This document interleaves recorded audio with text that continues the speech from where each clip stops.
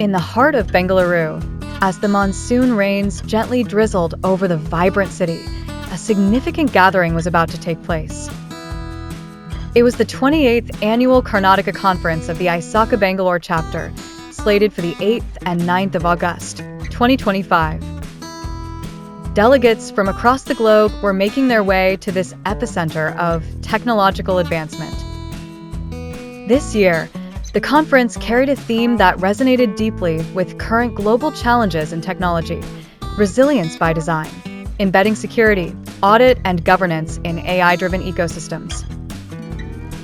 As attendees arrived, the sense of anticipation was palpable.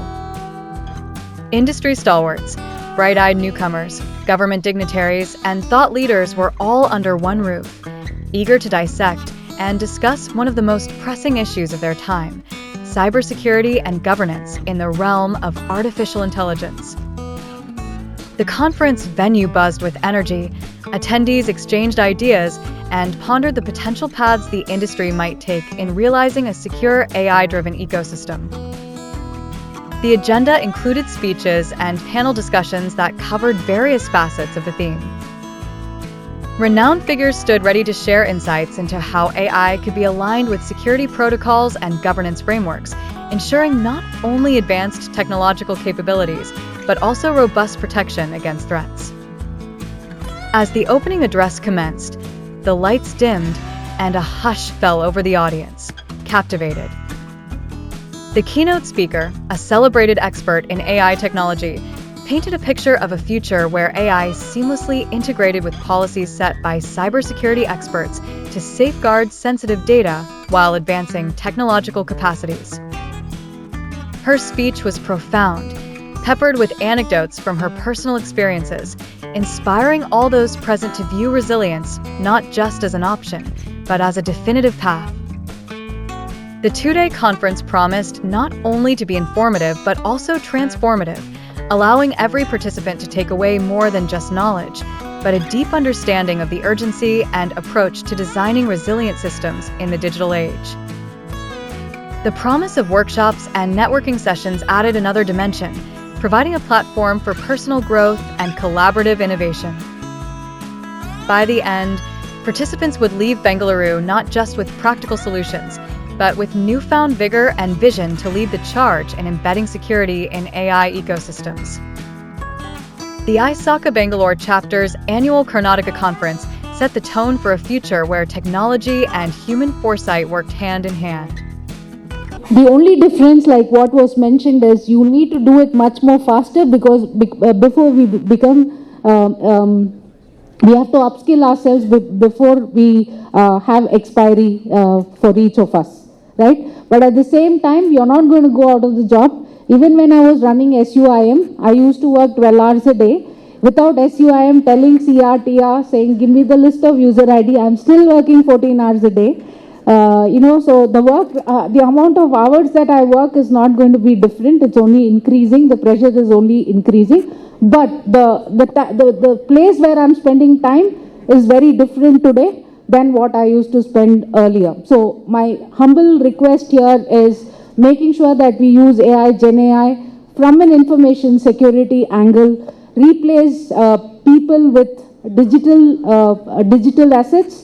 Right, in all RFPs today, it comes and says like how many people you are deploying, how many digital assets you are deploying. And these are commitments that we are making on behalf of all of us to organizations to say that this is how we are going to embrace AI, Gen AI. So it's not theory. My request is all of you go back and see what is that one use case that you can develop today to make things better and sow the seeds right away, right?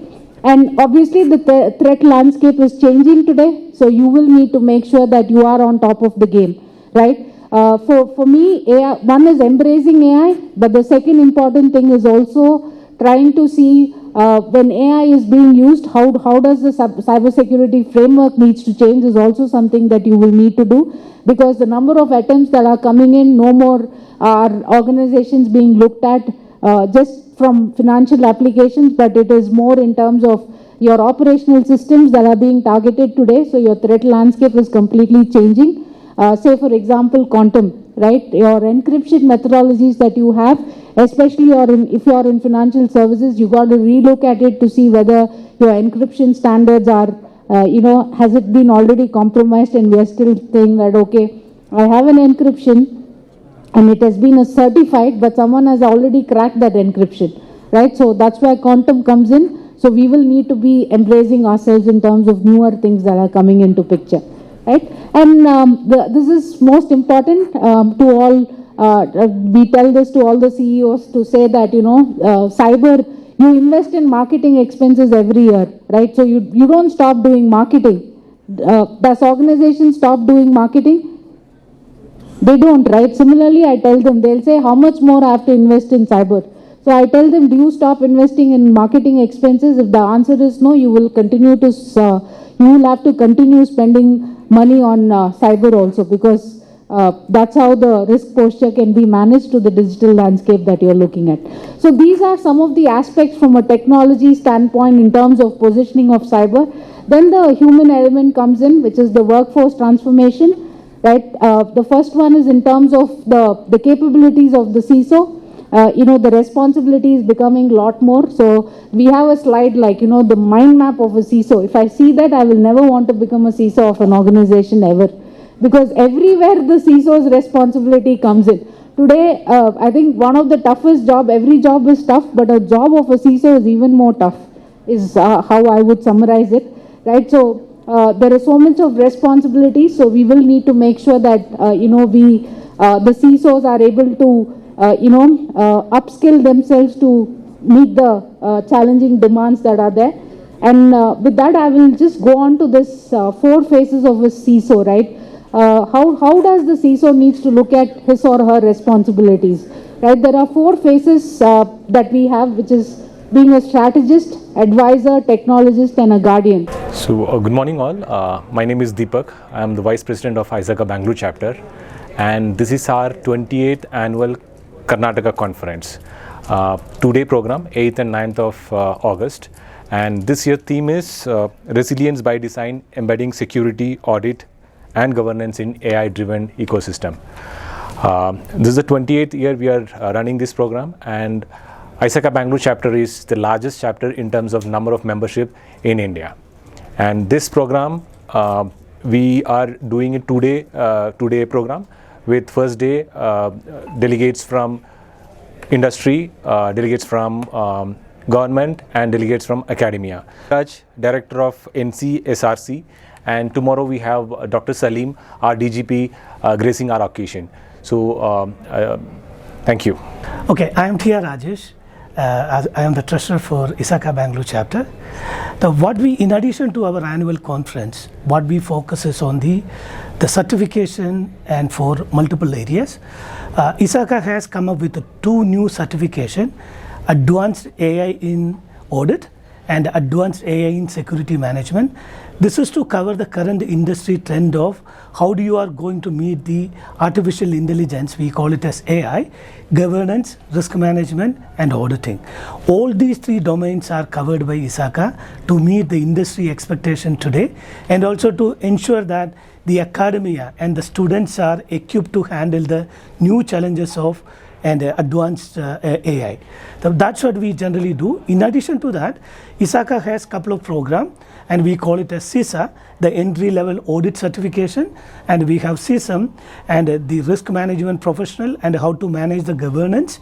Then we have something called the C-risk, how to manage the complete risk for an organization, and also we have something called CDPAC, and that is addressed for the data privacy. We know that we have DPDPA coming, and how do you address the DPDPA? The CDPAC will tell you what is a privacy, how do you set the controls for privacy, and we also have CGEEIT that is addressing all the CISO and the CIO level. And this is what we do, and we encourage all the participation, and we collaborated with multiple universities, and to ensure that they are equipped to handle the new world of AI.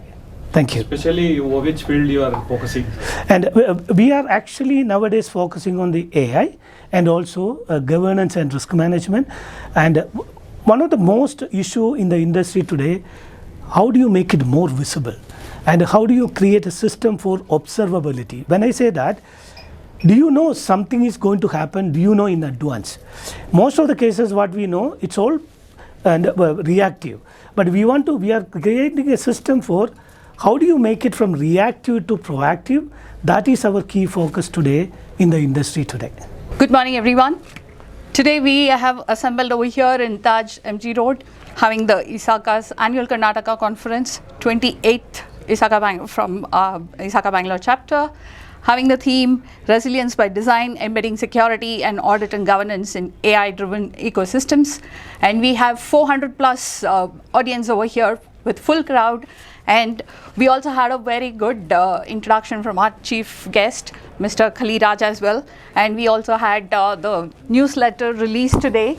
So this is a very exclusive edition, and expect more and more sessions, interesting sessions, and very good talks that we are having through the day. Thank you. And I'm so happy to be a part of Annual Karnataka Conference 2025. It is our 28th annual conference. And this is the first time an Annual Karnataka Conference is presided, or the president is a female, a women president.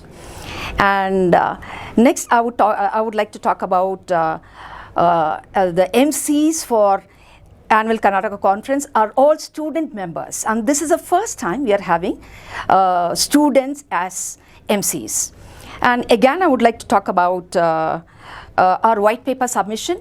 We have got 171% increase compared to the last year white paper submission. And then I would like to again talk about the academic relationship. We have a wonderful relationship with Alliance University, wherein our mentors have devoted 280 hours in the last quarter for mentoring the students of Alliance University, wherein we are bridging the gap between the classrooms and the corporate rooms. That's it from my side. Thank you.